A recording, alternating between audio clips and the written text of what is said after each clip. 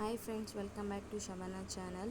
ತತ್ತಿಲಿಂದ ಹೇಗೆ ಎಗ್ ಬುಜ್ಜಿ ಮಾಡ್ತೀನಿ ನೋಡಿ ಫ್ರೆಂಡ್ಸ್. ನಾನು ಓನ್ ರೆಸಿಪಿ ಇದು. ಎಣ್ಣೆಗೆ 4 ತತ್ತಿ ಒಡೆದು ಹಾಕಿದ್ದೇನೆ.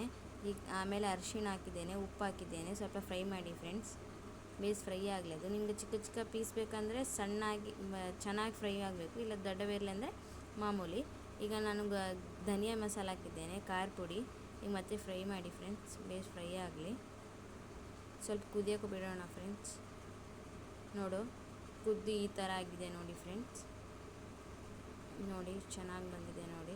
ಚಿಕ್ಕ ಚಿಕ್ಕ ಪೀಸ್, ಯಾಕಂದರೆ ನಾನು ಜಾಸ್ತಿ ತಿರ್ಸಿದ್ದೇನಲ್ವ, ಅದಕ್ಕೆ ಚಿಕ್ಕ ಪೀಸ್. ನಮಗೆ ಮನೆಯಲ್ಲಿ ಚಿಕ್ಕ ಪೀಸೇ ಬೇಕು, ಸೊ ಅದಕ್ಕೆ. ಇದಕ್ಕೇನಿಲ್ಲ, ಇಷ್ಟೇ, ಸಿಂಪಲ್ ಇದೆ. ಈಗ ಚಿಕನ್ ಮಸಾಲ ಹಾಕ್ಬೇಕು, ಸ್ವಲ್ಪ ಚಿಕನ್ ಮಸಾಲ ನೋಡಿ. ಸ್ವಲ್ಪ ಫ್ರೈ ಮಾಡಿ, ಮತ್ತೆ ಸ್ವಲ್ಪ ಹೊತ್ತು ಫ್ರೈ ಮಾಡಿದ ಮೇಲೆ ಸಾಕಿದೆ ನಮಗೆ. ಸ್ಟವ್ ಆಫ್ ಮಾಡಿದರೆ ಮುಗೀತು. ಇದ್ರ ಜೊತೆಗೆ ರೊಟ್ಟಿ, ಚಪಾತಿ ಏನಾದರೂ ನಡೆಯುತ್ತೆ ಫ್ರೆಂಡ್ಸ್. ನಾನೀಗ ಇದ್ರ ಜೊತೆ ಚಪಾತಿ ಮಾಡೋದು ಹೇಗೆ ಅಂತ ತಿಳಿಸ್ಕೊಡ್ತೀನಿ. ನೋಡಿ ಎಷ್ಟು ಚೆನ್ನಾಗಿ ಬಂದಿದೆ ನೋಡಿ ಫ್ರೆಂಡ್ಸ್.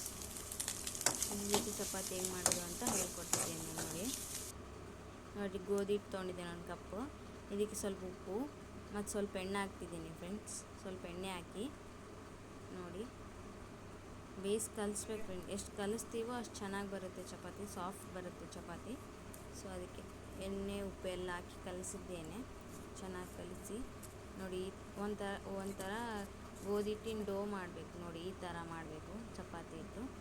ಇದಕ್ಕೆ ಎಣ್ಣೆ ಕಲಸಿ ಇಡಬೇಕು 10 ನಿಮಿಷ ನೋಡಿ. 10 ನಿಮಿಷ ಆದಮೇಲೆ ಹೆಂಗೆ ಮಾಡೋದು ಅಂತ ಹೇಳ್ಕೊಡ್ತೀನಿ ನೋಡಿ. 10 ನಿಮಿಷ ಆಗಿದೆ. ಈ ಥರ ಬೇಸ್ ಕಲಿಸ್ಕೊರಿ ನೋಡಿ. ಈ ಥರ ನಾನು ಫಾಸ್ಟಾಗಿ ಮಾಡಿದ್ದೇನೆ ಫ್ರೆಂಡ್ಸ್. ಸ್ವಲ್ಪ ನೋಡಿ, ಈ ಥರ ತೆಳುವಾಗಿ ಮಾಡಿದ್ದೇನೆ. ಈಗ ಹಂಚು ಕಾದಿದೆ, ಹಾಕ್ತೀನಿ ನೋಡಿ.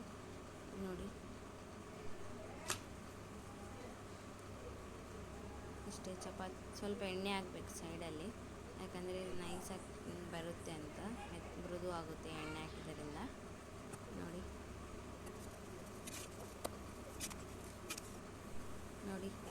ಎಗ್ ಬುಜ್ಜಿ ಮತ್ತು ಚಪಾತಿ ಚೆನ್ನಾಗಿ ಬಂದಿದೆ ನೋಡಿ ಫ್ರೆಂಡ್ಸ್. ನೀವು ಇದೇ ಥರ ಟ್ರೈ ಮಾಡಿ, ಹೇಗೆ ಬಂದಿದೆ ಅಂತ ಟೇಸ್ಟ್ ಮಾಡಿ ಹೇಳಿ ಫ್ರೆಂಡ್ಸ್. ನೀವು ಈ ಥರ ಒಮ್ಮೆ ಮನೆಯಲ್ಲಿ ಮಾಡಿ.